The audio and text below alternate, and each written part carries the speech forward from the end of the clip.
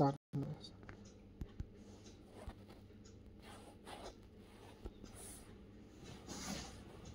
Brother, తిరిగి వచ్చిన మీకు అందరికీ ప్రభు అయినటువంటి యేసుక్రీస్తు నామమున శుభాభివందనాలు తెలియజేస్తున్నాను.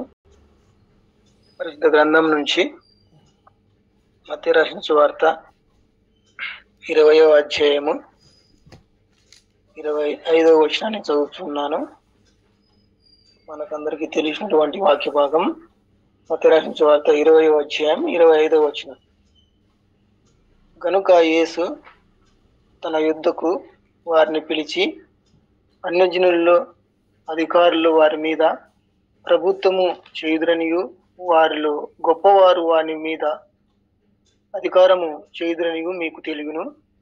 మీలో అలా ఉండకుండా కూడదు. మీలో ఎవడు గొప్పవాడై ఉండునో వాడు మీ పరిచారకుడై ఉండవలేను. మీలో ఎవడు ముఖ్యుడై ఉండగోరునో వాడు మీ దాసుడై ఉండవలేను. అలాగే మనుష్య కుమారుడు పరిచారము చేయించుకున్నటకు రాలేదు కానీ పరిచారము చేయుటకును అనేకులకు ప్రతిగా విమోచన క్రయధనముగా తన ప్రాణమును నిచ్చుటకు వచ్చినని చెప్పాను. నేను ప్రార్థన చేసుకుందాం. దయగల తండ్రి, నీకు ఎంతగానో వందనాలు. నిజంగా ఆయన సిసిఎం టీమ్గా ఆయన మీరు అనుగ్రహించినటువంటి విధానం బట్టి కూడా వందనాలు తండ్రి. మీ యొక్క జ్ఞానాన్ని అనుగ్రహించండి, మీ యొక్క కృపను ఆయన మీ సహాయాన్ని దయచేయండి. మనుషులు మాట్లాడితే వ్యర్థంగానే దేవా, నిజంగా మీరే మాట్లాడి మీరే మహిమ పొందవలసిందిగా మీకే మహిమ ఘనత ప్రభావాలు ఆరోపించుకుంటూ ఈ చిన్ని ప్రార్థన మా రక్షకుడు మా ప్రభునైనా యేసుక్రీస్తు జీవం కలిగిన నామమున అడిగి వేడుకొని పొంది ఉన్నాం మా పరమ తండ్రి, ఆమేన్. మనము గమనించినట్లయితే ఈ యొక్క వాక్య భాగాన్ని మత్తయి రాసిన సువార్తలో మనం చూసుకోవచ్చు. మనకు కూడా తెలుసు, ఏ true leader as a servant. పోయిన వారం కూడా మనము ఆలోచించాం ఒక లీడర్కు ఉండవలసినటువంటి లక్షణాలను. మరి ఒక లక్షణం లేదా క్యారెక్టర్ను గురించి ఈరోజు కొన్ని విషయాలు మనము ఆలోచించబద్ధమై ఉన్నాం. ఒక సర్వెంట్ అంటే సేవకుడు, దేవుని యొక్క నాయకత్వం లేదా నాయకుడిగా ఉన్నటువంటి వ్యక్తికి ఉన్నటువంటి లక్షణం సర్వెంట్. అందుకే మనం చూస్తుంటాం కదా, ఈ లోకంలో కొందరు గాడ్ సర్వెంట్ అని పిలువబడుతూ ఉంటారు. సో వాళ్ళకు కొన్ని క్యారెక్టర్స్ లేదా ఉండవలసిన లక్షణాలు మనం చూస్తాం. సో నాయకుడు అనేవాడు ఈ లోకంలో గురించి మనం ఆలోచించినట్లయితే ఈ లోక నాయకులు పవర్ కోసం ఆలోచిస్తారు, అధికారం లేదా మళ్ళా ప్రిస్టేజ్ కోసం వాళ్ళకు ఒకంత ప్రిస్టేజ్ గురించి ఆలోచిస్తారు లేదా పొజిషన్ గురించి ఆలోచిస్తారు. Power and prestige and position, ఈ మూడింటిని కోసం ఈ లోకం ఉన్నటువంటి నాయకులు తపన పడుతూ ఉంటారు. అది మనం చూస్తూ ఉంటాం కదా. రాజకీయ నాయకుల గురించి మనం ఆలోచించినప్పుడు అధికారము కావాలని వారు అధికార దాహం కోసం ఎంతగానో ఎదురు చూస్తున్నట్లుగా, దానికోసము ఎన్నో యుద్ధాలు, తర్వాత హత్యలు మనం చూస్తే చరిత్రలో ఆ యొక్క అధికారం కోసం శివాజీ లాంటి ఆ యొక్క చరిత్రకారులు మనం ఆలోచించినట్లయితే సోషల్లో సొంత కన్న తండ్రినే చంపి అధికారంలోనికి రావడానికి జరిగినట్లుగా మనం చూస్తాం. సో అధికారం అనేది కావాలా, ఇతరులను లేదా ప్రజలను మనము పరిపాలించాలా అనే ఒక కోణంలో వాళ్ళు ఆలోచించే వ్యక్తులుగా ఉన్నాం. అది ఈలోక సంబంధమైనటువంటి నాయకత్వంలో ఉన్నటువంటి పవర్ లేదా పొజిషన్. కానీ దేవుడు ఇక్కడ ఏమంటున్నా అంటే అన్యజనులు వీటి విషయం ఇలా ఉంటారు అని తెలియజేస్తున్నాడు. 25వ వచనంలో, కనుక యేసు వారిని పిలిచి అన్యజనుల్లో అధికారులు వారి మీద ప్రభుత్వము చేయుదురనియు, వారిలో గొప్పవారు వారి మీద అధికారము చేయుదనియు మీకు తెలియను. గొప్పవారు నాయకులు అనేవారు ప్రజలను ఏలాలా లేదా వాళ్ళు నా కంట్రోల్లో ఉండాలా, వాళ్ళు నా యొక్క ఆధీనంలో ఉండాలా అనే యొక్క ధోరణిలో వాళ్ళు ఆలోచిస్తున్నట్లుగా మనం చూస్తాం. అదేవిధంగా మనం చూసినట్లయితే ఈ యొక్క బైబిల్ గ్రంథంలో లూకా రాసిన సువార్త 22వ అధ్యాయంలో కూడా ఒక మాటను తెలియజేస్తున్నాం. పొజిషన్ గురించి వీళ్ళు ఆలోచిస్తున్నట్లుగా మనం చూస్తాం. నేను చదువుతున్నాను 22-24వ వచనం. తమలో ఎవడు గొప్పవాడుగా ఎంచబడును అను వివాదము వారిలో పుట్టగా. సో ఇక్కడ పేతురు, యాకోబు, యోహాను ఉన్నట్లుగా మనం చూస్తాం. ఈ యొక్క మనుషులు గ్రేట్నెస్, గొప్పవారుగా, ఎవరు నేనా గొప్ప వాళ్ళ అన్న కోణంలో వీళ్ళు ఆలోచిస్తున్నట్లుగా మనం చూస్తాం. ఒక పొజిషన్ ను వాళ్ళు కోరుకుంటున్నట్లుగా మనం చూస్తాం. అందుకే ఏమంటున్నారంటే, తమలో ఎవడు గొప్పవాడుగా ఉండబడునో అను వివాదం వారిలో పుట్టగా ఆయన వారితో ఇట్లా, నేను అన్యజనులలో రాజులు వారి మీద ప్రభుత్వం చేయుదురు, వారి మీద అధికారం చేయుదురు, ఉపకారులు అనబడదురు. మీరైతే అలా ఉండరాదు. మీలో గొప్పవాడు చిన్నవాని వలె, అధిపతి పరిచారకుని వలె ఉండవలెను. ఇక్కడ మనం దేవుడు మనకు ఒక చక్కటి విషయాన్ని తెలియజేస్తూ ఉన్నాడు. ఎవడైతే గొప్పగా ఉంటాడో, వాడు గొప్పవాడుగా ఉండాలని ఇష్టపడుతున్నాడు, వాడు చిన్నవాని వలె లేదా పరిచారకుని వలె, సర్వెంట్, ఒక సేవ చేసే వ్యక్తిగా ఉండాలా, లేదా ఎవరికైతే ఏ అవసరతలు ఉన్నాయో వారికి పరిచారం చేసే వాణిగా ఉండాలని దేవుడు ఇష్టపడుతున్నట్లుగా మనం చూస్తాం కదా.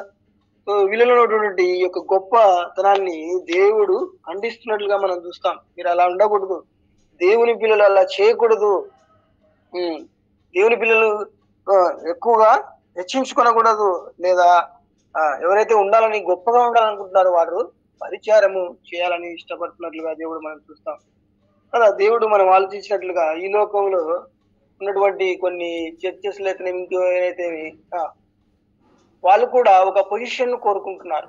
నాకు ఈ యొక్క సంఘంలో లేదా ఈ యొక్క చర్చిలో నాకు ఇది కావాలా, ఈ యొక్క అధికారం కావాలా, నేనే కమిటీ మెంబర్ లేదా ఇంకోటి సెక్రటరీ లేదా ఇంకొక ట్రెజరర్, ఇలాంటి పొజిషన్ కోసం ఎంతో వాళ్ళు అక్రమదారులో కూడా వెళ్తున్నట్లుగా మనం చూసుకోవచ్చు. ఎన్నో విధాలుగా ప్రయత్నం చేస్తున్నట్లుగా మనం చూస్తాం కదా.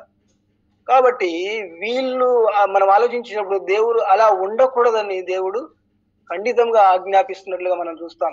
కానీ ఈ లోకం ఉన్నటువంటి సేవకులైన కొందరు ఏం చేస్తారంటే, నాకు ఇవి ఉంటేనే నేను వచ్చి వాక్యము పంచుకుంటాను.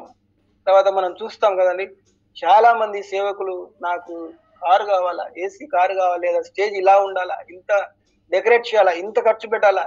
సో ఇలాంటి వాటి గురించి వాళ్ళు ఆలోచిస్తుండగా మనం చూస్తాం కదా. దేవుడు అలా ఉండడానికి ఇష్టపడలేడు. ఎవడైతే గొప్పవాడిగా ఉండాలనుకుంటున్నాడో, లేదా అలాంటి వాడు పరిచారకునిగా, సర్వెంట్ మనం ఆలోచించినట్లయితే ఎంతగా వాళ్ళు సేవ చేస్తుంటారో మనకు తెలుసు. ఒక ఉన్నతాధికారి కింద ఉన్నటువంటి లేదా పై మనిషి వాళ్ళు అది చెయ్యి ఇది చెయ్యి ఎంత దీనంగా తగ్గించుకొని, ఎంత ఒబీడియన్స్ గా, ఎంత విధేయతగా ఆ యొక్క వారి కింద పనిచేస్తుంటారో మనకు తెలుసు. ఆ విధంగా ఉండాలనేది దేవుడు కోరుకుంటున్నట్లుగా మనం చూస్తాం కదండి. అదేవిధంగా దేవుడు ఒకవేళ నీకు ఆ పొజిషన్ ఇవ్వాలనుకుంటే ఖచ్చితంగా దేవుడు ఇవ్వడానికి సిద్ధపడుతున్నాడు. కాబట్టి మనం చూస్తే దావీదు గారిని ఒకరు ఆలోచించినట్లే 10,000 మందిని హతం చేస్తాడనమాట. ఎంత దేవుడు తెలుసా, ఒక గొర్రెలు కాసుకున్నటువంటి వ్యక్తిని, దావీదును రాజుగా చేయడం. సో దేవుడు దావీదును ఎన్నికలో ఉన్నాడు కాబట్టి, తను ఎంచుకున్నాడు కాబట్టి, దావీదు ఏం అనుకోలేదు నేను రాజుగా అవుతున్నాను అనుకోలేదు. కానీ దేవుని ఉద్దేశంలో ఉన్నాడు కాబట్టి, దేవుని యందు భయభక్తులు కలిగి ఉన్నాడు కాబట్టి తనకు ఒక మంచి పొజిషన్, ఇంకా ఏం కావాలండి, ఒక రాజుగా ఆ యొక్క దేశానికి లేదా ఆ యొక్క ఆ ప్రాంతాన్నంతా రాజుగా చేయడం అంటే ఇట్ ఈస్ నాట్ ఇంపాసిబుల్. ఇది చాలా ఆషామాషి విషయం కాదు. ఒక గొర్రెలు కాసుకునే వ్యక్తి రాజుగా కావడం, పొజిషన్ చూడండి, దేవుడు ఎంతగా తను లేవనెత్తినట్లుగా మనం చూస్తాం కదండి. కాబట్టి ఇలా దేవుడు కావాలని ఇష్టపడుతున్నారు. అదేవిధంగా మనం చూసినప్పుడు యేసేపు యొక్క జీవితాన్ని మనం చూసినప్పుడు ఆయన పొజిషన్ కోరకలేదు. యేసేపు కూడా ఒక దాసుడు, ఆయన ఒక అమ్మివేయబడ్డటువంటి వ్యక్తి, బానిసత్వంలో ఉన్నటువంటి వ్యక్తి అక్కడికి రావచ్చినప్పుడు ఆ యొక్క పోతీఫర్ దగ్గర ఉన్నప్పుడు తన యొక్క దేవునిలో ఉన్నటువంటి నమ్మకం లేదా భయభక్తులు లేదా దేవుని యందు ఉన్నటువంటి ప్రేమ, దేవునితో ఉన్నటువంటి సంబంధం, రిలేషన్, దీన్ని బట్టి ఆ యొక్క యేసేపు యొక్క జీవితం ఆ యొక్క దేశానంతా, ఆ యొక్క రాజ్యాన్ని అంతా తన యొక్క ఆధీనంలో ఉన్నట్లుగా మనం చూస్తాం కదండి. దేవుడు ఇవ్వాలనుకున్నప్పుడు నువ్వు ఎక్కడున్నా, ఏ స్థితిలో ఉన్నా నీకు ఆ పొజిషన్ ను ఇవ్వడానికి సిద్ధపడిగా ఉన్నాడు. కానీ మనం ఏం చేస్తుంటాం, దేవుడు నాకు ఆ పొజిషన్ ఇవ్వలేదు, ఇది ఇవ్వలేదు, నేను ఎంతగా ప్రార్థన చేస్తున్నా అంటే, దేవుని యొక్క ఉద్దేశంలో దేవునికి ఇష్టకరమైన నువ్వు ఉన్నప్పుడు ఖచ్చితంగా నువ్వు ఏ ఏ యొక్క స్థితిలో ఉన్న దేవుడు నిన్ను లేపడానికి, నీకు పొజిషన్ ఇవ్వడానికి సిద్ధంగా ఉన్నాడు కదా. అదేవిధంగా కొంత మనం చూస్తే ఈ లోక లీడర్స్ పవర్ కోసం ఆలోచిస్తారు. నెక్స్ట్ పవర్ అనేది వాళ్ళకి కావాలి. అంటే తన కింద కొంతమంది కావాలా, తన వెంబడి రావాలా, తనతో పాటు ఉండాలా, తన సేవలు చేయాలా, ఇలాంటి పవర్ అజమాయిష్ చేయాలా, నువ్వు వచ్చేయి ఇచ్చేయి అని చెప్తుంటారు. అదేవిధంగా కొందరు చూసినట్లయితే మన సేవకులు కూడా, దేవుని పరిచారకులు కూడా ఎంతో అజమాయిష్ చేస్తుంటారు కదా. నువ్వు అలా ఉండు, ఇది చేయి అంటే దేవుని పనులు కాకుండా వాళ్ళు కొంత తమ యొక్క సొంత పనులు కూడా చేయించుకునేటువంటి వ్యక్తులుగా మనకున్నారు కదండి. ఎంతవరకు ఇది సమంజసం? కాబట్టి దేవుడు ఏం కోరుకుంటున్నాడంటే దేవుని పని చేయాలని ఇష్టపడుతున్నాడు. సో పవర్ కావాలని ఇష్టపడుతున్నారు. మనం చూస్తే కొన్ని చర్చెస్ లో లేదా కొన్ని డినామినేషన్ లో నాకు అది కావాలా ఇది కావాలని దానికోసం ఆ పవర్ కోసం కొన్ని లక్షలు కూడా ఖర్చు పెడుతున్నారు. నిజంగా ఇది ఎందుకంటే ఎలక్షన్లు జరుగుతాయి అన్నమాట. ఎలక్షన్ల కోసం మనల్ని చేసి వాళ్ళు ఆ ఓట్లను సంపాదించుకున్నట్లుగా మనం చూస్తాం. ఎంత బాధాకరము ఆలోచిస్తే. ఇలాంటి విషయాలు దేవుడు ఇష్టపడలేదు. అందుకే ఏమంటున్నాడు తెలుసా, గొప్పవాడు ఒక దైవ జనుడై ఉండి, ఒక సేవకుడై ఉండి ఇలాంటి స్థితిని కలిగి ఉన్నా అంటే అది ఎంత బాధాకరమో మనం ఆలోచించాలి కదండి. పవర్ గురించి ఆలోచిస్తున్నాడు. కాబట్టి దేవుడు అలా అంటలేదు. ఇదే అధ్యాయంలో 25 మనం చదువుకున్నట్లుగా విషయం చూస్తే, మీలో అలా ఉండకూడదు, ఎవడు గొప్పవాడునో వాడు పరిచారకుడై ఉండవలేను, మీలో ఎవడు ముఖ్యుడై ఉండకూడనో వాడు దాసుడై ఉండాల. దాసుడు మనకు తెలుసు, దాసుడిగా ఎన్ని పనులు చెప్తారు కదండి. ప్రతిదీ అది చేయి బాబు, ఇది చేయనైనా, ఇది ఇలా చేయి, అది. కాబట్టి ఈ విషయాలు మనం ఆలోచించినట్లయితే ఆ యొక్క దాసుడు అనేవాడు ఆ యొక్క అధికారికి ఎంతగా ఒబీడియంట్ గా ఉంటాడో, ఎంతగా విధేయతగా ఉంటాడో మనము ఆలోచించుకోవచ్చు. కానీ దేవుడు అలా ఉండాలని ఇష్టపడుతున్నాడు. నెక్స్ట్ మనం చూస్తే ప్రిస్టేజ్. ఈ లోకంలో ఉన్నటువంటి లీడర్స్ ప్రిస్టేజ్ కోరుకుంటారు.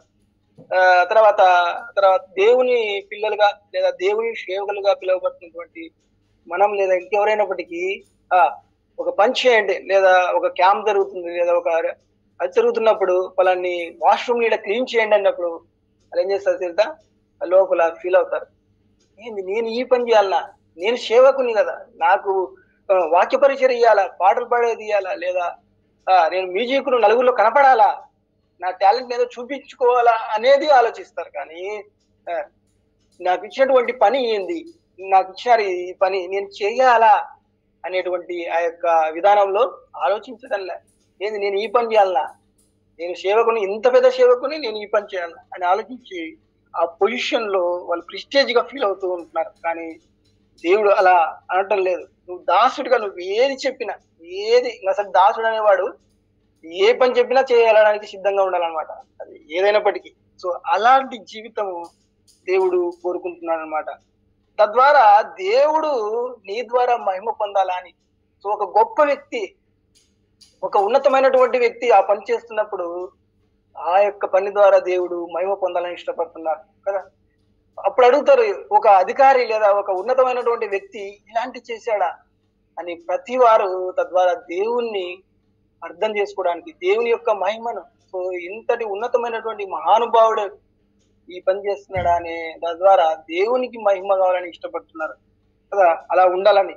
అందుకే గొప్పవాడు ఏమంటున్నాడు, చిన్నవానిగా ఉండాలా. చిన్నవాడు అంటారు లోకరాజ్య వార్తలు మనం చూసినట్లయితే, చిన్నవానిగా ఉండాలని దేవుడు ఇష్టపడుతున్నాడు. తర్వాత దేవుడు ఒక బోధకుడు ఈజ్గోల్డ్ సహోదరుడు, తండ్రి ఈజ్గోల్డ్ దేవుడు అంటున్నాడు. అదే మత్తయి రాసిన సువార్త 23:8. సో పరిచారకునిగా ఉండాలి. మనం చూసినట్లయితే మదర్ తెరీసా విషయాన్ని ఆలోచించినట్లయితే కదండి, మదర్ తెరీసా ఎంతగా ఈ లోకానికి దేవుణ్ణి చూపించిందో, యేసుక్రీస్తుని ఎంతగా పరిచయం చేసిందో తన యొక్క సేవ ద్వారా మనం ఆలోచించవచ్చు. ఆ యొక్క ఒకసారి ఆ యొక్క కుష్ఠరోగి ఆ యొక్క రక్తం అంతా అది కారుతూ ఉందంట, అదంతా కూడా తీసివేసి వచ్చి వేరే వాళ్ళతో మాట్లాడినప్పుడు ఎలా చేయగలిగామన్నప్పుడు అప్పుడు ఆమె చెప్పినటువంటి మాట, ఇది దేవుడు ఉన్నటువంటి ప్రేమ, దేవుళ్ళు నాకు చూపినటువంటి ప్రేమ వల్లనే, దేవుడు నాకు ఇచ్చినటువంటి ఆ యొక్క ప్రేమను, ఆ భారాన్ని వల్లనే నేను ఇది పని చేయగలుగుతున్నానని ఆమె చెప్పడం సాక్ష్యం. యేసుక్రీస్తును తను ఇది యావత్ ప్రపంచానికి మొత్తము ఈ యొక్క మదర్ తెరీసా ఉన్నటువంటి విషయాన్ని మనకు తెలుసు. కదా. ఎందుకు అంతగా ఆమె ఎదిగిపోయిందంటే, ఎందుకు అంతగా ఆమె సేవ చేయగలిగిందంటే, దేవుని యొక్క ప్రేమను అర్థం చేసుకుంది. ఈ మాటలు ఆమె అర్థం చేసుకుంది. పరిచారం చేయాల కదా. పరిచారం అందుకే అది యేసుక్రీస్తు ప్రభు వారు కూడా చూసినప్పుడు అంటే మనం ఆ విషయాన్ని దేవుని సర్వెంట్ అనే అథారిటీ కోరుకుంటారు. మనం కూడా యజమాయి చేయాలా ఇతరుల మీద. అది అలా కాదు. దేవుడు అలా ఉండడానికి ఇష్టపడలేదని ఈ విషయాన్ని మనం చేద్దాం. మనకు స్టేజ్ల మీద మనం రికగ్నేషన్ కోరుకుంటాం. మనకు అది ఇవ్వలేదు, ఇవ్వలేదు, ఇక్కడ వాళ్ళు నన్ను గుర్తించాలా ఐడెంటిటీ. కానీ దేవుడు యేసుక్రీస్తు ప్రభువును ఆలోచించినప్పుడు ఎప్పుడు కూడా భూలోకంలో తన ఐడెంటిటీ కోసం ప్రయాసపడలేదు. ఎప్పుడు కూడా నేను గుర్తింపు పొందాలా ప్రజల్లో అలా అనుకుంటే ఆయన ఎంతగా గుర్తింపు పొందుతాడు. ఆయన అందుకే అంటారు, మీరు ఎవరికి చెప్పొద్దు ఈ విషయాన్ని. మనం స్వస్థపరిచినప్పుడు వాళ్ళకి చెప్పేటటువంటి మాట మనం ఆలోచించినట్లయితే మత్తయి రాసిన సువార్త, మార్కు, లూకాలో మీరు ఎవరికి ఈ విషయాన్ని తెలియచేయద్దు అనే విషయాన్ని ఆయన పబ్లిసిటీ. అసలు ఆయన నిందించారండి. అసలు మార్కు రాసిన సువార్తలో 5వ అధ్యాయంలో గిరాసిన దేశంలో ఉన్నప్పుడు మా ప్రాంతంను విడిచిపెట్టి వెళ్ళిపోయా ఎందుకు వచ్చావు ఇక్కడ మనం ఆలోచించినట్లయితే ఆయనను వెలివేయడం. అసలు ఆ యొక్క దయ్యాన్ని పడినటువంటి స్వస్థపరిస్తే ఆ ప్రాంతం నుంచి ఎంతగా వెలివేశారో తెలుసా. అయినప్పటికీ దేవుడు ఏమనలేవని అక్కడ నుంచి వెళ్ళిపోయినట్లుగా మనం చూస్తాం. ఇది ఆ యొక్క దేవుడు ఈ మాటలు రాయించడమే కాదు కానీ యేసుక్రీస్తు ప్రభువు ద్వారా తను ఈ లోకంలో మనకు చూపించినట్లుగా మనం చూస్తాం. అందుకే ఏమంటున్నాడు తెలుసా, దేవుడు పిలుపు రాసిన పత్రికలో మనం చూస్తే 2వ అధ్యాయంలో ఆయన ఎంతగా దేవుని కోసం తాను తగ్గించుకున్నట్లుగా మనం చూస్తాం. దేవుడు నిజంగా శిలువ మరణము పొందినంతగా ఆయన తాను తగ్గించుకున్నట్లుగా మనం చూస్తాం. ఆ విషయాన్ని శిలువలో మనకు చూపించినట్లుగా మనం అర్థం చేసుకోవచ్చు. దేవుడు దాన్ని చూపించాడు. ఫిలిప్పీయులకు రాసిన పత్రిక 2వ అధ్యాయము 5వ వచనాన్ని చదువుతున్నాను. క్రీస్తు యేసుకు కలిగిన ఈ మనసును మీరును కలిగి ఉండుడి. ఆయన దేవుని స్వరూపమును కలిగిన వాడై ఉండి దేవునితో సమానముగా ఉండుటకు విడిచిపెట్టకూడదని భాగ్యమని ఎంచుకొనలేదు, కానీ మనుషుల పోలికగా పుట్టి దాసుని స్వరూపమును ధరించుకుని తన్ను తాను రిక్తుడిగా చేసుకునేను. చూడండి ఎంత తన్ను తాను తగ్గించుకోవడం. దేవునితో సమానంగా ఉన్నటువంటి వ్యక్తి బట్ ఒక మానవునిగా ఈ లోకంలో రావటం. ఒక మానవునిగా మాత్రమే కాదు కానీ దాసుని రూపం. మనకు తెలుసు దాసుడు అంటే సర్వెంట్ అంటే లేదా పని మనిషి అంటే ఏ విధంగా ఉంటాడో లేదా ఏ విధంగా మనం చూస్తామో ఈ లోకంలో ఎంత దీన స్థితిలో మనం వాళ్ళని అర్థం చేసుకుంటామో మనకు తెలుసు. అలాంటి వ్యక్తి, అలాంటి రోల్ మోడల్ గా యేసుక్రీస్తు ప్రభు వారు ఈ లోకంలో జీవించినట్లుగా మనం చూస్తాం. అందుకే రిక్తుడు అనే మాట అక్కడ రాయబడింది. రిక్తుడు అంటే ఏమీ లేని వాడిగా. రిక్తం అంటే ఇంకా జీరో అనే చెప్పు, శూన్యం. రిక్తుడిగా చేసుకోవటం, మరణం పొందినంతగా కదా. దేవుని తండ్రి అయిన మాటను యేసుక్రీస్తు ప్రభు వారు ఎంతగా ఒబే అయినాడో మనకు అర్థం చేసుకోవచ్చు. ఎంతగా విధేయత చూపాడో, ఎంతగా తగ్గించుకున్నాడు తను తాను. తండ్రికి దేవుడు ప్రభు అయిన యేసుక్రీస్తు వారు ఎదురు చెప్పలే, సమాధానం చెప్పలే. ఆయన ఏమంటున్నాడు, సరే తండ్రి నేను వెళ్ళి నీ చిత్తాన్ని నేను నెరవేరుస్తా. అందుకే ఆయన ఈ లోకానికి వచ్చి ఆ యొక్క మనందరి పాపాల నిమిత్తము శిలువల మరణంలో దాసునిగా స్వరూపం ధరించుకొని తను తాను ఎంతగానో తగ్గించుకున్నటువంటి వ్యక్తిగా మనం చూస్తాం. అదేవిధంగా మనకు తెలుసు ఈ విషయాలు మనకు మత్తయి రాసిన వార్తలో కూడా ఉంటది. ఏంటంటే యోహాను యేసుక్రీస్తు ప్రభు వారి యొక్క శిష్యుల పాదాలు అడగటం. చూడండి ఎంత తను తాను తగ్గించుకుని వాడు రక్షించునని ఆ యొక్క మాటను దేవుడు ఈ లోకంలో చూపించినట్లుగా మనం చూస్తాం. నిజంగా కదా. శిష్యుల యేసుక్రీస్తు ప్రభు వారి యొక్క అధికారం ఏంటి, తన యొక్క హోదా ఏంటి, తన యొక్క స్థితి ఏంటి. ఆ యొక్క ఈశ్వరాసిన గ్రంథంలో మనం చూస్తే ఆ యొక్క దేవదూతలు ఆ యొక్క పరిశుద్ధతను చూడలేక రెక్కలు కప్పుకొని పరిశుద్ధుడు అని అంతటి శక్తివంతమైన దేవుడు, అంత బలమైన దేవుడు, అంత ప్రేమమైనటువంటి వ్యక్తి ఒక సామాన్యమైనటువంటి యొక్క వారి పాదాలు కడగడం అంటే ఎంతగా చూడండి. మనము ఎంతగా దేవుని కోసం తగ్గించుకున్నాడు, ఎంతగా యొక్క విషయాన్ని మనకు నేర్పిస్తున్నట్లుగా మనం చూస్తాం.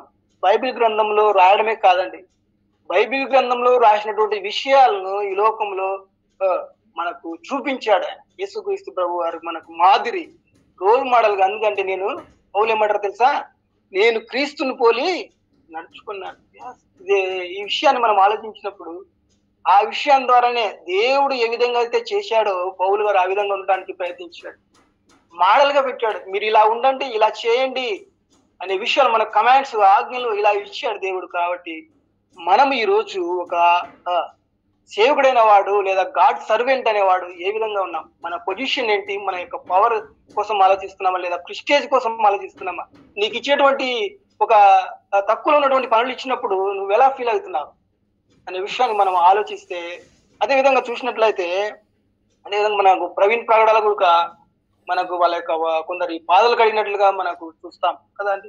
అంతగా ఆయనకు ఆ యొక్క సికింద్రాబాద్ ప్రాంతంలో, హైదరాబాద్ లో ఎంతమంది తెలుసా, ఇసుక వేస్తే రాలని జనం ఆయన చనిపోయినప్పుడు అంత రావడానికి గల కారణం ఆయనలో ఉన్నటువంటి తగ్గింపు కూడా మనం చూసుకోవచ్చు కదండి. ఒక సామాన్యమైనటువంటి వ్యక్తి కూడా దేవుని యొక్క అడుగుజాడల్లో మనం చూస్తాం కదా. గాంధీ ఈ లోకంలో ఉన్నటువంటి వారు ఏమంటారు తెలుసా, అడుగుజాడల్లో నడచండి, గాంధీ చెప్పినటువంటి మార్గంలో పయనించండి అనే విషయాలు. కానీ మనము దేవుని యొక్క అడుగుజాడల్లో, ఆయన అడుగుజాడల్లో మనము నడచాలి, లేదా ఆయన రోల్ మోడల్గా మనం ఉంచుకోవాలంటే దేవుడు ఇచ్చినటువంటి ఆ యొక్క చూపినటువంటి తగ్గింపు, విధేయత మనము నేర్చుకోవాలి. ఒక సర్వెంట్ గా మనకు అవసరం లేదండి ఈ పొజిషన్, తర్వాత ఈ పవర్, లేదా నీకు ఉన్నటువంటి ప్రిస్టేజ్ అనేది ఒక రోజు మట్టిలో నువ్వు ఎవరైతే చనిపోతావో ఆ రోజే ఆ యొక్క మట్టిలో కలిసిపోయడానికి ఆస్కారం ఉంది. బట్ నువ్వు చేసినటువంటి ఆ సేవ లేదా నువ్వు ఉన్నటువంటి ఆ జీవితం ద్వారా మనం చూస్తాం. యేసుక్రీస్తు ప్రభు వారు కూడా పబ్లిసిటీ చేయొద్దన్నప్పుడు ఆయన ఎంతగా పబ్లిసిటీ అయ్యాడో మనకు తెలుసు ఆ విషయాన్ని. ఆల్రెడీ నీ యొక్క జీవితం ద్వారా దేవునికి మహిమ తీసుకొచ్చే విధంగా ఉండాలి. అదే విధంగా చూస్తే యోహాన్ రాసిన వార్తలో కూడా మొదటి అధ్యాయంలో మనం చూస్తే అక్కడ ఒక యోహాన్ గారు ఒక చక్కటి మాటను మనకు తెలియజేస్తున్నారు. మొదటి అధ్యాయంలో చూస్తే, మొదటి అధ్యాయంలో 27వ వచనంలో ఆయన అంటాడు, ఆయన యోహాను నేను నీళ్ళలో బాప్తిసం ఇచ్చుతున్నాను కానీ నా వెనక వచ్చుచున్నవాడు మీ మధ్య ఉన్నాడు, మీరు ఆయన ఎరుగుదురు, నేను ఆయన చెప్పులు వార్లు విప్పుటకైనను నేను యోగ్యుడిని కానని వారితో చెప్పాను. చూడండి ఎంత యోహాన్ గారు మనం చూస్తే ఎంతగా తగ్గించుకుంటున్నాడు. తను కూడా నేను ఆయన చెప్పులు వార్లు విప్పుటకు అర్హతను లేని వాడినయ్యా అని తను ఎంతగానో దేవునికి తాను తగ్గించుకుంటుగా మనం చూస్తాం. నేను యోగ్యుడిని కాను అంటున్నాడు అంతటి వ్యక్తి. అయినప్పటికీ కూడా దేవుడు తన ద్వారా బాప్తిస్వాన్ని పొందినట్లు మనం చూస్తాం. ఈ వీటికి కానిమ్ము ఇలా జరగవలసిందని దేవుడు తన ద్వారా, అందుకే అప్పుడు ఆ యొక్క పరిశుద్ధాత్మ దేవుడు ఆ యొక్క అతని మీద వాడడం దిగి వచ్చినట్లుగా 33వ వచనంలో మనం చూస్తాం కదండి. బాప్తిసం ఇచ్చు వాడని ఆయన తెలియజేస్తున్నాడు ఆయన విషయాన్ని, దేవుని గురించినటువంటి యొక్క విషయాన్ని దేవుడు అందుకే అంటున్నాడు, నేను ఆయన చెప్పులు ఇప్పుడు కూడా యోగ్యుని కాను. ఎంతగా తగ్గించుకుంటున్నాడో, ఎంతగా తగ్గించుకొని తను సేవ చేస్తున్నట్లుగా మనం చూస్తాం కదండి. ఈరోజు మనం నేర్చుకోవాల్సింది ఏంటంటే, ఒక సేవకుడైన వాడు తను తాను తగ్గించుకున్నప్పుడు తద్వారా దేవుడు మహిమ పొందుతాడనే విషయాన్ని మనం అర్థం చేసుకోగలిగినాం కదండి. ఇంకా మన బైబిల్లో మనం చూసినట్లయితే ఎందరో ఎంతగానో విధేయత చూపినట్లుగా దేవునికి, అంతేనా దేవుడు శిలువ మరణం పొందినంతగా తగ్గించుకున్నాడు. మనము ఈ లోకంలో మన యొక్క తగ్గించుకుంటే మనకు దానివల్ల ఒరిగి తగ్గించుకున్నప్పుడు మనకి ఎంతగానో దేవుని యొక్క ఆశీర్వాదాలు మనం చూస్తే, ఒక వ్యక్తి పైలట్ అంట ఆమె, తర్వాత ఆమె ఆ డ్యూటీ అయిపోయిన తర్వాత వచ్చి ఆ యొక్క వాష్రూమ్లన్నీ క్లీన్ చేసి మళ్ళీ వెళ్ళిపోతారు. అక్కడ ఉన్న వాళ్ళకి చాలా ఆశ్చర్యం వేసేది, ఎందుకు ఈమె ఇలా అంటే దేవుని చర్చిలో ఉన్నటువంటి ఆ వాష్రూమ్లన్నీ క్లీన్ చేయడం అంటే ఎంతగా తెలుసా, దేవుడు అది కోరుకుంటున్నాడు. తను పొజిషన్ కాదు కానీ నువ్వు ఐఏఎస్ అయినప్పటికీ లేదా ముఖ్యమంత్రి అయినప్పటికీ కోర్టు ఏదైనప్పటికీ అది ఈ లోక అధికారం మాత్రమే, అది దేవుడు ఇష్టపడతలేదు. కానీ ఇలా నువ్వు జీవించినప్పుడు, దేవుని కోసం నువ్వు ఎలా జీవించినప్పుడు దేవుడు ఉన్నటువంటి ఆ యొక్క దేవునితో ఉన్నటువంటి ఆ యొక్క సంబంధం అనేది ఎక్కువ. అదేవిధంగా చూస్తే మనకు ప్రకటన గ్రంథం 2వ అధ్యాయం లాస్ట్ చూస్తే 12వ వచనంలో, ఇదిగో త్వరగా వచ్చుచున్నాను, వాని క్రియల చొప్పున ప్రతి వానికి ఇచ్చుటకు నేను సిద్ధపరిచిన జీతం నా యొద్ద ఉన్నది. సిద్ధపరిచిన జీతం అండి, జీతం ఈ లోకంలో మనం జీతం తీసుకుంటాం ఉద్యోగం చేసినప్పుడు, అది కాదు. కానీ ఆ జీతం వాని క్రియల చొప్పున అని వ్రాయబడింది. అంటే అంటే మనం ఈ లోకంలో ఏ విధంగా జీవిస్తామో, ఈ లోకంలో దేవుని కోసం ఏ విధంగా ప్రయాసపడతామో, తగ్గించుకుంటామో, విధేయత చూపుతామో, దేవునికి లోబడతామో, దేవుడి మాట చెప్పినప్పుడు మనము విధేయత కదండి కావాలంటే దేవుడి కోసం మనం జీవించినప్పుడు దేవుడే మనకు సహాయం చేసేవాడుగా ఉన్నాడు. అలాంటి కృప, అలాంటి సహాయం దేవుడు మనకు అనుగ్రహించిన గాక. Thank you brother. వందనాలు. Praise the lord.